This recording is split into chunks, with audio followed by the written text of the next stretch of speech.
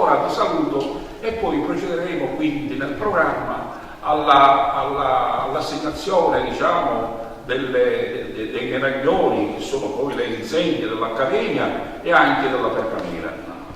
Prima di tutto dobbiamo investire, cosa che farò io, prima ancora di darti la parola Tommaso, dobbiamo fare una investitura all'Accademica Giussi Mauro, perché fa parte del Luce di Catania, cosa che all'inizio non si poté raggiungere nella provincia di Catania perché ci mancava, diciamo, un elemento fondatore.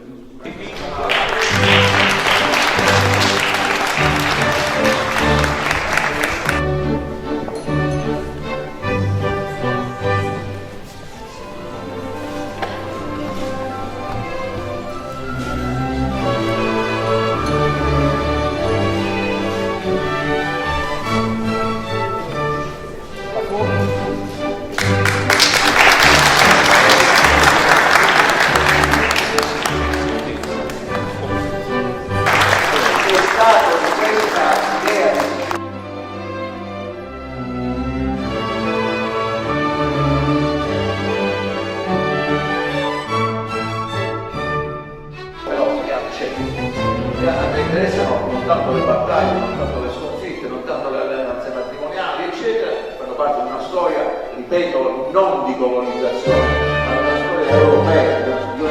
L'impero non è il predominio, l'impero è l'idea di una dimensione ultra, diciamo, legata al confine, è più ampia. Ma la Sicilia, in questo caso, deve nascere attraverso la corte di Federico II una novella, diciamo, dimensione linguistica in cui il cosiddetto volgare, poi diventerà soprattutto con la toscana eccetera la lingua italiana, ma qui si comincia a usare una dimensione nuova della lingua, alla imperiale e superratica della Magna Curia, eccetera. È anche autore, ed è anche autore del famoso trattato sulla falconeria, che è straordinario, ospita i maggiori scrittori, i maggiori poeti, i maggiori musicisti.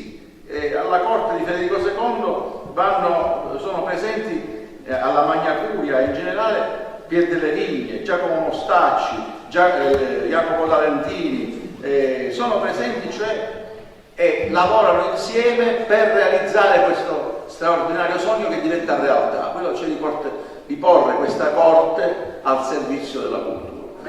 Quindi arrivato a questo punto procediamo con l'assegnazione di quanto riguarda il premio alla cantiere.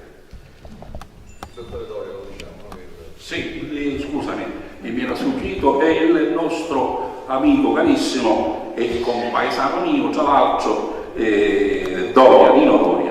È fatto un braccio destro. Sì, era da parte, giusto, ci ricorda del maestro Carlo. Tra poco nomineremo socio onorario.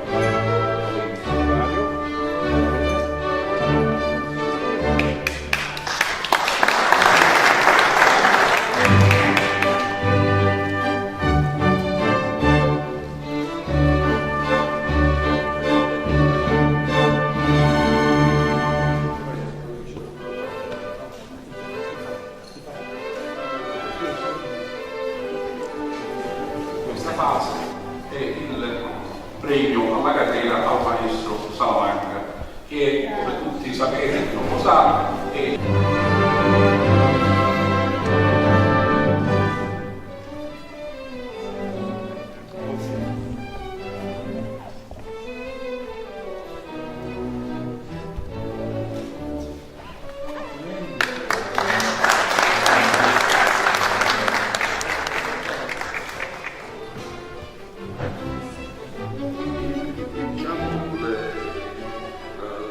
le nomine di accademico onorario